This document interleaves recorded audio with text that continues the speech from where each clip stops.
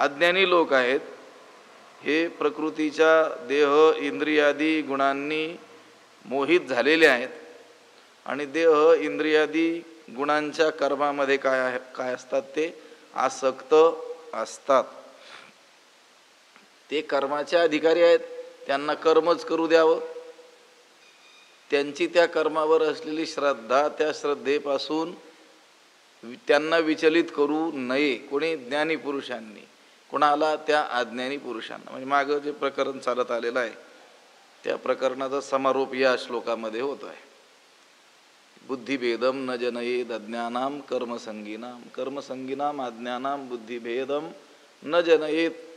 कर्मसंगी असलेल्या अज्ञानी लोकांचा अज्ञानी लोकांनी बुद्धिभेद करू नये.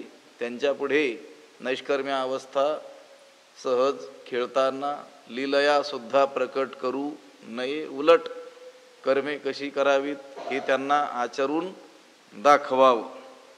प्रकृतेर गुणसम्मूढाः सज्जन्ते गुणकर्मसु तान कृत्स्नविदो मंदान कृत्स्नविन न विचालयेत. त्या अकृत्स्नविदा हा मंदान म्हणजे जे असर्वज्ञ आहेत, मंद जे लोक आहेत, त्या लोकांना या कृत्स्नविद म्हणजे सर्वज्ञ पुरुषाने, ब्रह्मवेत्याने त्यांना चाळवू नये. म्हणजे त्यांची कर्मावरील जी श्रद्धा आहे त्या श्रद्धेपासून विचलित करू नये. हे प्रकरण 25व्या श्लोकापासून आरंभल्या गेलेलं होतं. सक्ताः कर्मण्य विद्वांसो यथा कुर्वन्ति भारत कुर्याद विद्वांस तथा सक्तश्चिकीर्षुर लोकसंग्रहम. इथपासून आरंभलेलं हे जे प्रकरण त्याचा समारोप या 29व्या श्लोकामध्ये भगवंताने केलेला आहे. आत्मज्ञानी पुरुषांनी, ज्यांनी आत्मा जाणलेला नाही अशा अज्ञानी लोकांना, त्या अज्ञानी लोकांची जी कर्मावर श्रद्धा आहे त्या कर्मावरील श्रद्धेपासून विचलित करू नाही, त्यांचा बुद्धिभेद करू नाही. एथ कर्मी तोची लिंपे जो गुणसंभ्रमे घेपे प्रकृतीचे नि आटोपे वर्तत असे. एथ जो प्रकृतीचे नि आटोपे वर्ततो असे गुणसंभ्रमे घेपे तोची कर्मी लिंपे. मागचा जो श्लोक होता त्याच्यावर असलेलं भाष्य, त्याची शेवटची जी ओवी होती, म्हणून शरीरी जरी होती तरी कर्मबंधा ना कळती जैसा का भूतचेष्टा गभस्ती घेपवेना. म्हणजे हे जे ज्ञानी लोक आहेत हे शरीरधारी जरी आपल्याला दिसत असले तरी कर्मबंधात ते अडकत नाही.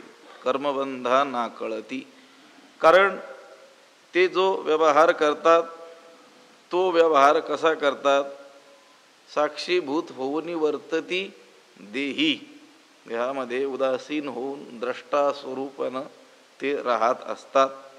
ज्याप्रमाणे प्राणीमात्रांकडून घडणाऱ्या बऱ्या वाईट व्यवहारात त्या सूर्यप्रकाशाचा संबंध असला, कारण त्या सूर्यप्रकाशात ही बरी वाईट कर्मे प्राण्यांकडून होत असली तरी देखील त्या व्यवहाराकडून सूर्य त्यात ओढल्या जात नाही. सूर्य काय असतो, अलिप्तच असतो. त्याच पद्धतीनं ते ज्ञानी महात्मे देहामध्ये जरी राहत असताना आपल्याला दिसत असले, म्हणजे शरीरधारी जरी असले तरी ते कर्मबंधाच्या ताब्यात जात नाही. मग कर्मबंधनात कोण अडकतो, तर एथ कर्मी तोची लिंपे जो गुणसंभ्रमे घेपे प्रकृतीची नि आटोपे वर्तत असे. एथ जो प्रकृतीचे नि आटोपे वर्तत असे. एथ म्हणजे या जगामध्ये किंवा ह्या मनुष्य देहात जो प्रकृतीच्या तंत्राने वागतो, प्रकृतीला अधीन होऊन जो वागत असतो तोच कर्मामध्ये काय होत असतो, लिप्त होत असतो. जो गुणसंभ्रमे घेपे, देहेंद्रियाच्या तादात्म्याने तो घेरला गेलेला असतो, गुणांच्या पसाऱ्यामध्ये जो गोवल्या जातो तोच कर्मांनी काय होतो, लिप्त होतो, कर्मबंधाने बांधला जातो. इथ कर्मी तोची लिंपे जो गुण संभ्रमे घेपे. गुण संभ्रम, संभ्रम म्हणजे गोंधळ. त्या गुणांच्या प्रकृतीच्या गुणांच्या म्हणजे देह इंद्रिय इत्यादी प्रकृतीचे जे गुण आहेत त्यांच्या अधीन होऊन काय होतो तो वागतो. जो गुण संभ्रमे घेपे, संभ्रम म्हणजे गोंधळ, घोटाळा किंवा त्याला काय म्हणा पसारा. हा झालं काल परवा 2 दिवसात हेच प्रकरण चालू आहे. प्रकृती कर्म करत असतानाही नाहक तिथं काय करतो तो आपला अभिमान धारण करतो. तोच कर्मामध्ये कोण लिप्त होतो? येत कर्मी तोची लिंपे. या मनुष्य देहात कर्माच्या योगाने तोच लिप्त होतो जो गुण संभ्रमे घेपे, जो देह इंद्रियांच्या तादात्म्यप्रमाणे घेरला गेलेला आहे आणि प्रकृतीची आटोपे वर्तत असे. आणि प्रकृतीच्या अधीन होऊन काय करतो? वर्तन करतो. आटोपे म्हणजे तंत्रानं, प्रकृतीच्या तंत्रानं. अज्ञानी पुरुष शरीराच्या अधीन होऊन म्हणजे देहासक्त होऊन आणि गुणांनी मोहित होऊन त्यानुसार कर्मे करत असतो, म्हणून तो कर्मांनी बांधल्या जात असतो. इंद्रिये गुणाधारे राहाटती निज व्यापारे ते परकर्म बलात्कारे आपादिजो. इंद्रिये गुणाधारे निज व्यापारे राहाटती ते परकर्म बलात्कारे आपादी. इंद्रिये गुणाधारे, इंद्रिये गुणांच्या योगाने निज व्यापारे राहटती आपापल्या व्यापारामध्ये वर्तत असतात. इंद्रिये आपापल्या व्यापारामध्ये जे वर्ततात कशाच्या आधाराने? गुणांच्या योगाने. इंद्रिये गुणाधारे निज व्यापारे राहटती. इंद्रिये गुणांच्या योगाने आपापल्या व्यापारात वर्तत असतात. आता ते परकर्म हे कोणाचं कर्म आहे? दुसऱ्याचं. ते दुसऱ्याचं कर्म त्यांचा असलेला कर्तेपणा काय करतो? जो बलात्कारे आपादी, जो बळेच आपल्याकडे काय करतो? ओढून घेतो. इंद्रिये गुणांच्या योगाने आपापल्या व्यापारामध्ये वर्तत असतात. ते त्यांचं असलेलं परकर्म, दुसऱ्याचं असलेलं कर्म जो काय करतो? बळेच आपल्याकडे ओढून घेतो आणि कर्मांनी काय होतो? बद्ध होतो, बांधला जातो. इंद्रिय गुणाधारे राहटती निज व्यापारे. इंद्रिय काय करतात? गुणांच्या आधारे सत्व रज तम या गुणांच्या आधारानं निज व्यापारे राहटती. त्यांचं जे व्यापार आहे, पाहणं बोलणं ऐकणं इत्यादी जे स्वाभाविक कर्म आहेत त्या कर्मामध्ये लिप्त असतात.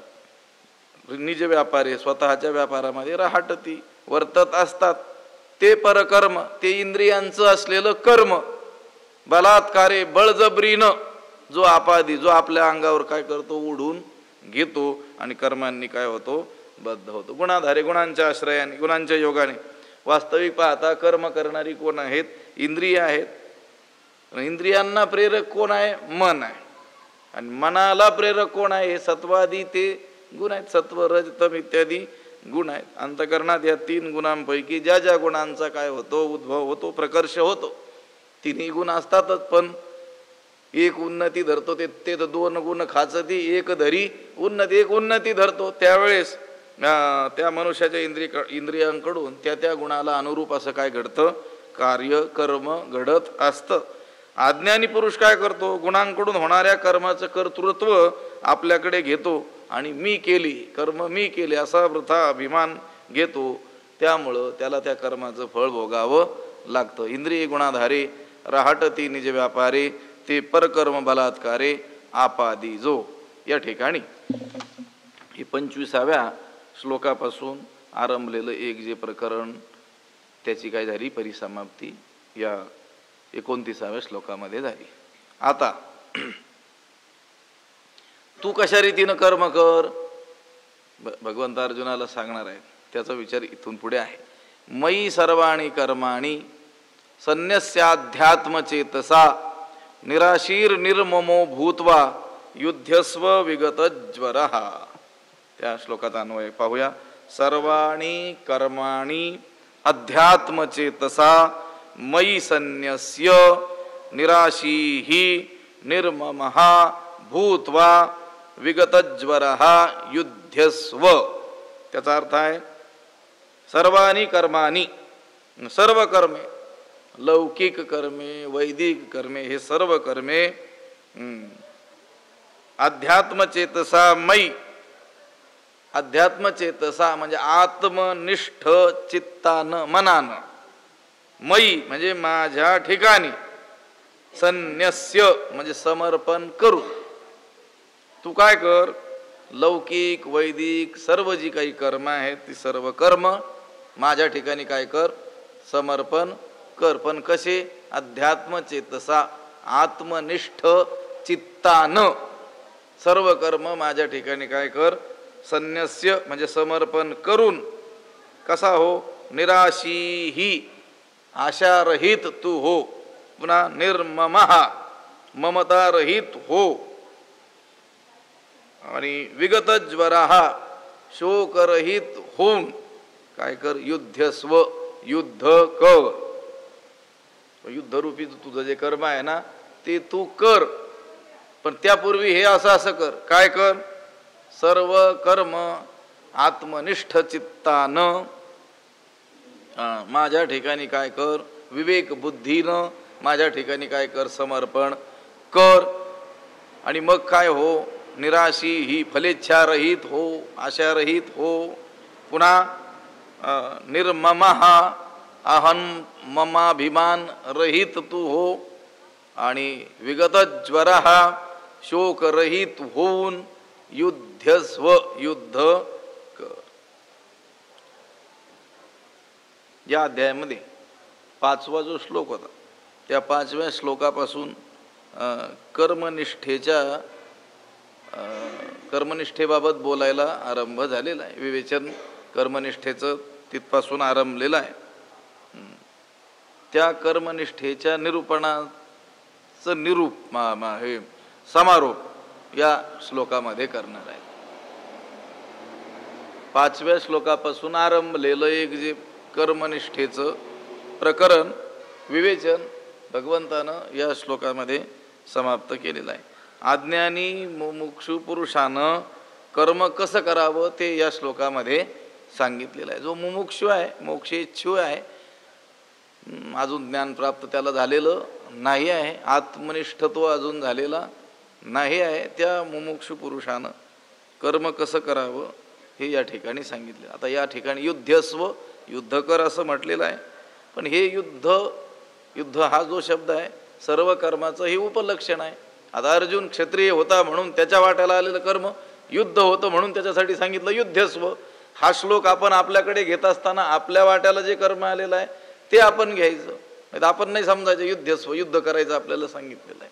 युद्ध हे त्याचं काय होतं, विहित असं वर्णाश्रम विहित कर्म त्याच्या वाट्याला आलेलं असल्यामुळं त्याला ते कर्म करायचं सांगितलेलं आहे. युद्ध हा शब्द सर्व कर्तव्य कर्माचं उपलक्षण या ठिकाणी घेतलेलं आहे. त्यामुळं प्रत्येकानं आपलं विहित कर्म या श्लोकामध्ये सांगितलेली जी हातोटी आहे त्या हातोटीनं केलं पाहिजे. मयि सर्वाणि कर्माणि संन्यस्याध्यात्म चेतसा निराशीर्निर्ममो भूत्वा युध्यस्व विगतज्वरः. हे बा, ईश्वरच सर्व कर्मांचा प्रेरक आहे आणि मी सेवकाप्रमाणे कर्म करणार आहे अशी विवेक बुद्धी धारण करायची. आणि त्या विवेक बुद्धीनं माझ्या ठिकाणी सर्व कर्म अर्पण करून फलेच्छारहित होऊन, अहम मम अभिमान रहित होऊन आणि शोकरहित होऊन काय कर, युद्ध कर. तरी उचिते कर्मे आघवी तुवा आचरोनी मज अर्पावी, परी चित्तवृत्ती विन्यासावी आत्मरूपी, किंवा चित्तवृत्ती न्यासावी आत्मरूपी, दोन्ही पाठ आहेत. तरी आघवी उचिते कर्मे आचरोनी तुवा मज अर्पावी, परी चित्तवृत्ती आत्मरूपी न्यासावी किंवा विन्यासावी. तरी तर आघवी उचिते कर्मे, सर्व विहित कर्म आचरोनी आचरण करून, तुवा मज अर्पावी, तू मला अर्पण केली पाहिजे. सर्व विहित कर्म, त्यात सर्व विहित कर्मांचं आचरण करून ती कर्म कोणाला अर्पण करायची? मला अर्पण करायची. आणि हे करत असताना परी चित्तवृत्ती आत्मरूपी न्यासावी, पण चित्तवृत्ती मात्र आत्मस्वरूपाच्या ठिकाणी ठेवावी. श्लोकाचाच अर्थ ज्ञानोबा आहे, सोप्या मराठी भाषेत आपल्याला सांगतात की हे अर्जुना, वर्णोचित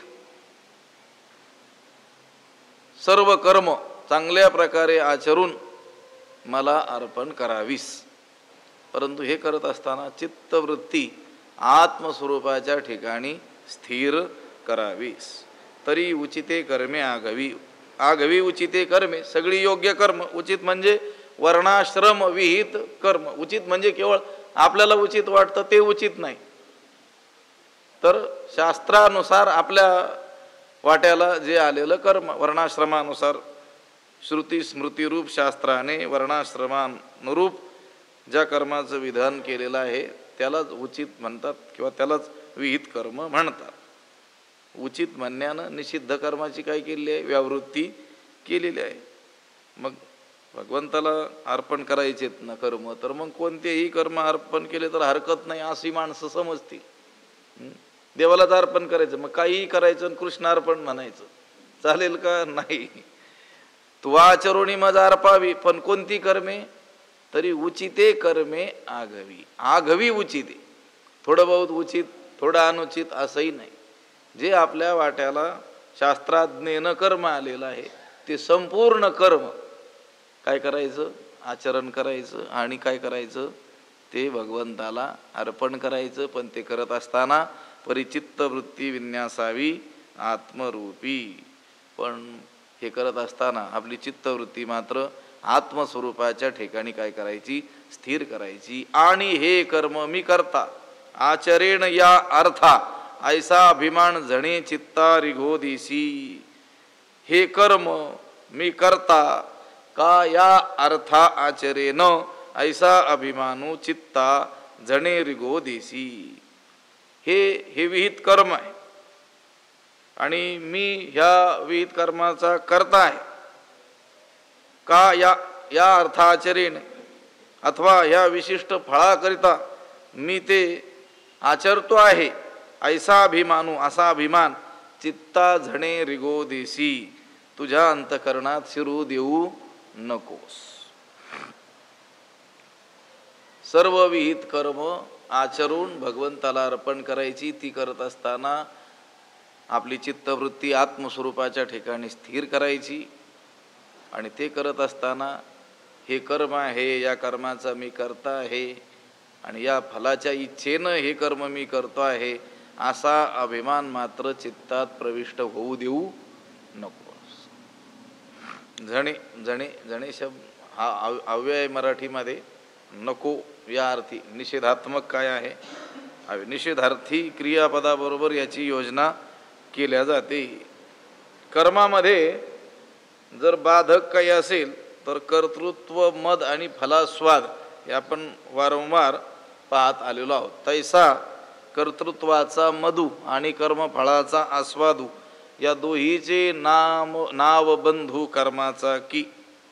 भगवंत कर्म टाकावयास नाही सांगत. कर्मातील हे दोन काय आहेत? दोष आहेत, हे टाकायचे सांगतात. कर्तृत्वाचा मद आणि कर्मफलाचा आस्वाद. मी कर्म करतो आहे हा कर्तृत्वाचा अभिमान आणि कर्मफलाचा आस्वाद. आचरेण या अर्था, या विषय या फळाच्या प्राप्तीसाठी मी या कर्माचं आचरण करतो आहे ही गोष्ट, या दोन गोष्टींचा काय करायचा? त्याग करायचा. भगवंत हे टाकायला सांगतात. आणि हे कर्म मी करीन अथवा आदरिले सिद्धी नेईन येणे संकल्पेही जयाचे मन विटाळेन. असा संकल्प सुद्धा मनामध्ये नसतो की मी हे कर्म करीन किंवा हे आता आरंभलेलं कर्म काय करील पूर्णतेला मी घेऊन जाईन. भगवंताला अहंकार अभिमान सहन होत नाही. तुका म्हणे अभिमान नारायणा न सोसे. नारायणाला सोसत नाही काय? अभिमान. तीळ मात्र जरी होय अभिमान मिरुतू समान भार देवा. अहंकार देवाला मेरू पर्वता समान वाटतो, म्हणून अहंकाराचा वारा न लागो राजसा माझ्या विष्णुदासा रोज म्हणावं लागतं आपल्याला. का? अहंकार येऊ नये म्हणून. कारण अहंकार येण्याची काय असते? दाट शक्यता असते. म्हणून आणि हे कर्म मी करता आचरेणी या अर्था ऐसा अभिमान जणे चित्ता रिघो देशी. हे कर्म आहे, या कर्माचा मी करता आहे आणि या फळाच्या इच्छेनं मी कर्म करीन असा अभिमान मात्र चित्तात प्रविष्ट होऊ देऊ नकोस. मग काय करायचं? तुवा शरीर पर नोहावे कामना जात सांडावे मग अवसरोचित भोगावे भोग सकळ. तुवा शरीर परा नोहावे कामना जात सांडावे मग सकळ भोग अवसरोचित भोगावे. तुवा शरीर परा नोहावे, तू देहासक्त होऊ नको, देह तादात्म्यवान होऊ नको, देहाशी तादात्म्य धारण करू नकोस. कामना जात सांडावे, सकळ कामना, कामना जात एकूण एक कामना, सर्व इच्छा, त्या सर्व इच्छांचा काय करावा? सांडावे, त्याग करावा. आणि मग सकळ भोग अवसरोचित भोगावे, मग सर्व भोग अवसरोचित, जसा अवसर प्राप्त होईल यथाकाळी योग्य काळी सर्व भोग काय करावेस? भोगावेस. पण अगोदर तुवा शरीर परा नोहावे, तू देह तादात्म्यवान होऊ नको. शरीर पर म्हणजे शरीराधीन, देहासक्त, निर्मम हो असं सांगितलंय की नाही? निर्मम निराशीर निर्ममो भूत्वा युद्धस्व विगत ज्वर. निर्मम असा तू हो असं सांगतात. शरीर पर होणं, देह तादात्म्यवान होणं, देहासक्त होणं हे काय आहे? घातक आहे. जे संत पुरुष आहेत, ज्ञानी लोक आहेत, ते शरीर पर नसतात. उपासक आपल्या शरीराचा उपयोग देवासाठी करतो, देवाकडे त्या शरीराला लावतो. पण अज्ञानी मात्र आपलं सारं लक्ष, सगळी चित्तवृत्ती त्या शरीर पोषणार्थी सण, त्या शरीराच्या पोषणामध्येच काय करत असतो का? शरीर सौख्य हेच ज्याचं साध्य आणि हेच त्याचं कर्तव्य ठरलेलं असतं. कोणाचं? अज्ञानी माणसाचं. असा शरीर पर पुरुष काय करतो? शरीराचं रक्षण करणं, शरीराचे चोचले पुरवणं, यालाच काय करतो? पुरुषार्थ समजत असतो. तुकोबाराय म्हणतात की नाही, पिंड पोषकाच्या जळो ज्ञान गोष्टी जनी दृष्टी भेटी न हो त्याची. जे पिंड पोषक लोक आहेत, केवळ शरीर पोषणामध्येच ज्यांचा सर्व समय व्यतीत होतोय, त्यांच्या ज्ञान गोष्टी त्या जळो म्हणे, आग लागो. त्यांच्या तोंडून ज्ञानचर्चा योग्य वाटत नाही. जणी दृष्टी भेटी न हो त्याची. आमच्या दृष्टीनं त्याची भेटसुद्धा आम्हाला होऊ नये. आता अशी जी माणसं असतात ती या देहालाच काय समजतात? आत्मा समजत असतात. हे पहा, ना शरीर पराते सेविता संसार गौरवाची ऐकता देही जयाची अहंता बुडवणी ठेली. त्याची अहंता ती देहामध्येच बुडून गेलेली असते. देहाशी त्याने काय केलं असतं? तादात्म्य केलेलं असतं. जे देहची आपण पे मानिती आणि विषयाते भोग्य म्हणती या परते न स्मरती आणिक काही.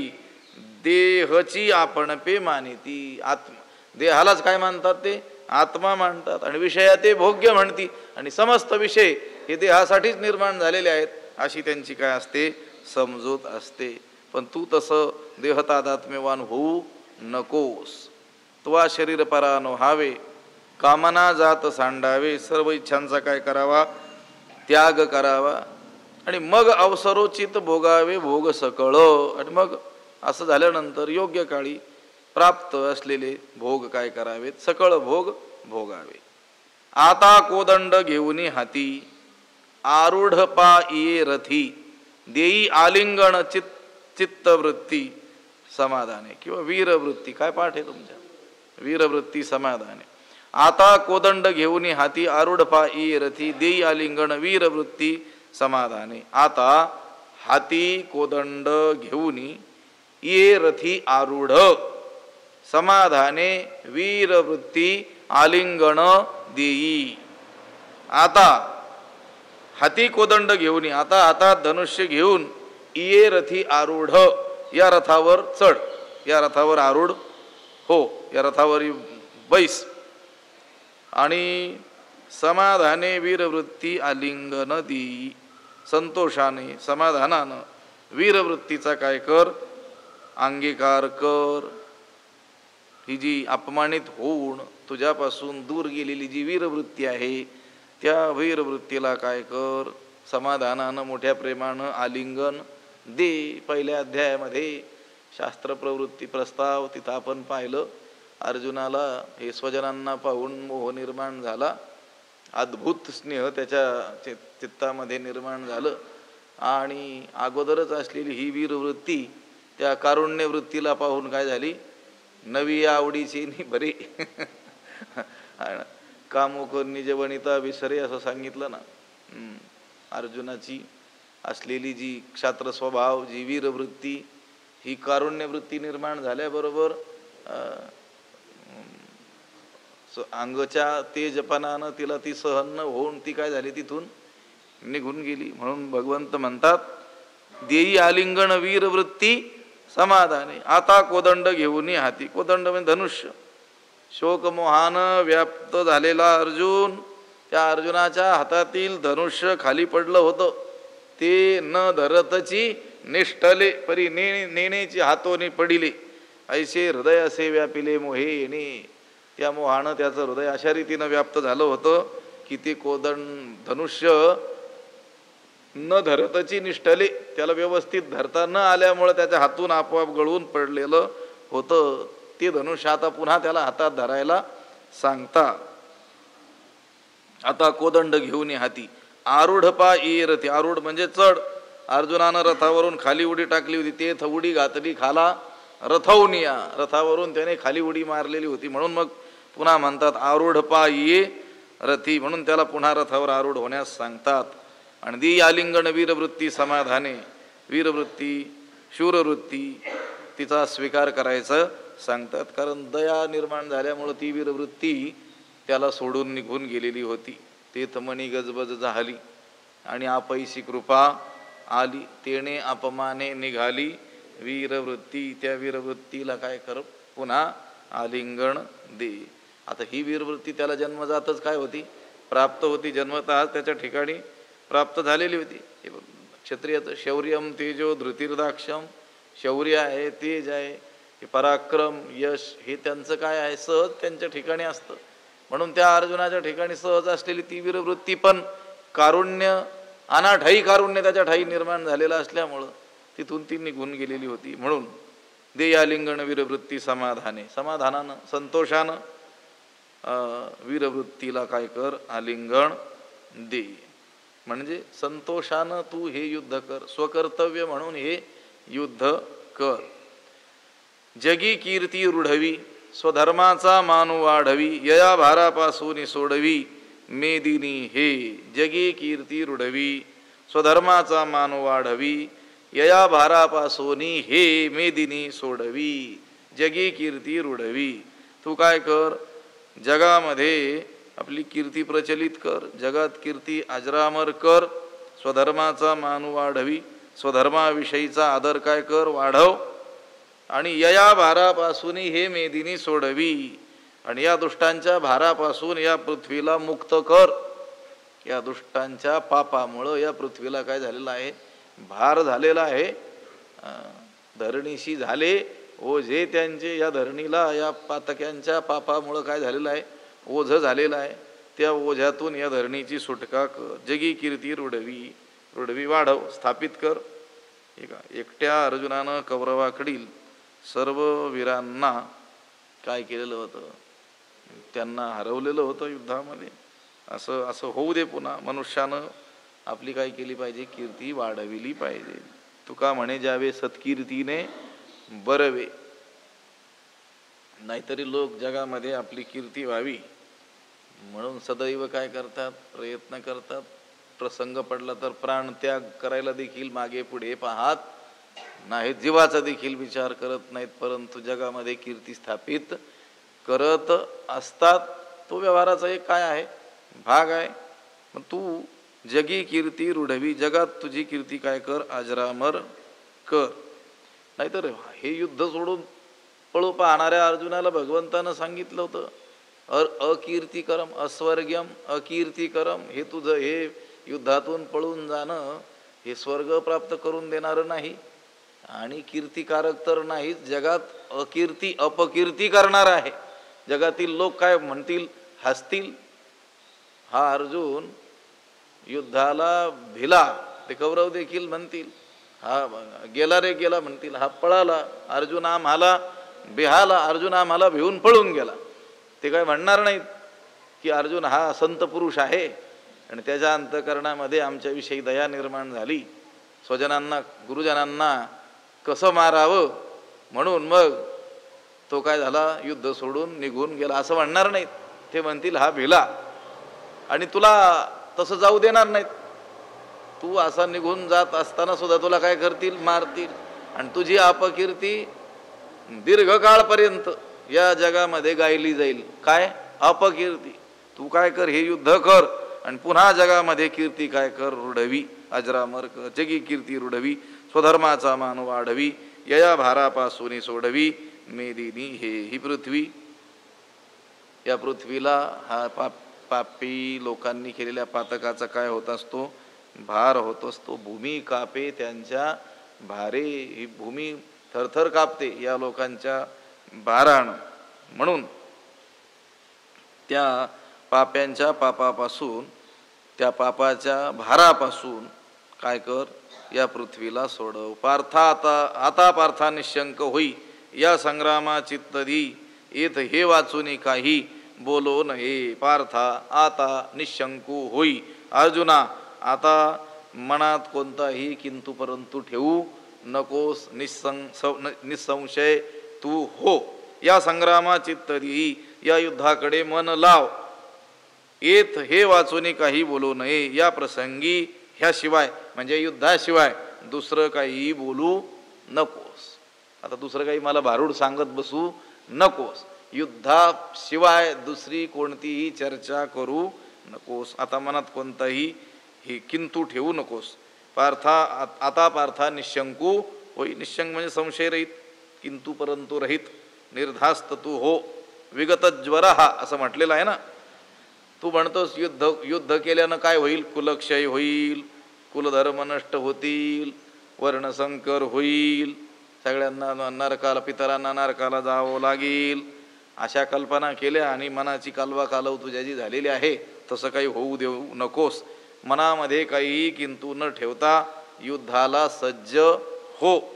तो म्हणतोय कुलक्षय प्रणश्यंती कुलधर्मा सनातना संकरो नरका, पुन्हा संकरो नरका यैव कुलज्ञाना कुलस्य, ह्या काहीतरी अशा कल्पना केल्या आणि मनाची काय झालेली आहे, तुझी घालमेल झालेली आहे. तर मनामध्ये कोणताही किंतु परंतु न ठेवता संशयरहित तू हो आणि या संग्रामा चित्त देई, या युद्धाकडं काय कर, लक्ष दे, मन लाव. येथ हे वाचून काही बोलू नये. ह्या प्रसंगी, आता हा जो प्रसंग चालू आहे त्या प्रसंगामध्ये या युद्धभूमीवर युद्धा वाचून दुसरं काहीही बोलू नकोस. पुंडलिक वरदा हरिविठ्ठल. श्री ज्ञानदेव तुकाराम पंढरीनाथ भगवान की जय. माऊली ज्ञानेश्वर महाराज की जय. विठ्ठल विठ्ठल. पुंडलिक वरदा हरिविठ्ठल. श्री ज्ञानदेव तुकाराम पंढरीनाथ भगवान. माऊली ज्ञानेश्वर महाराज की जय. आता विश्वात्मके देवे येणे वाग्यज्ञे तोषावे, तोषोनी मज द्यावे. जे खळांची व्यंकटी सांडो, तया सत्कर्मी रती वाढो. बहुता परस्परे पडो, मैत्र जीवांचे दुरितांचे तिमिर जावो. विश्व स्वधर्म सूर्ये पाहो, जो जे वांछील तो ते लाहो. प्राणीजात वर्षत सकळ मंगळी, ईश्वर निष्ठांची मांदियाळी. अनवरत भूमंडळी भेटो तया भूता. चला कल्पतरूंचे आरव, चेतना चिंतामणीचे गाव. बोलते जे अर्णव पियुषांचे, मार्तंड जे तापहीन. ते सर्वाही सदा सज्जन सोयरे होतू. किंबहुना सर्व सुखी पूर्ण होवणी ती लोकी. भजिजो आदि पुरुखी अखंडित आणि ग्रंथोपजीविये विशेषी लोकी इये दृष्टादृष्ट विजये होवा वेजी येथ म्हणे श्री विश्वेश्वरावो हा होईल दान पसावो येणे वरे ज्ञानदेवो सुखिया झाला येणे वरे ज्ञानदेवो सुखिया येणे वरे ज्ञानदेवो सुखिया झाला पुंडलिक वरदा हरिविठ्ठल श्री ज्ञानदेव तुकाराम पंढरीनाथ भगवान की माऊली ज्ञानेश्वर महाराज जगद्गुरु तुकाराम महाराज शांती ब्रह्म एकनाथ महाराज सद्गुरु बंशी महाराज सद्गुरु जोग महाराज की जय।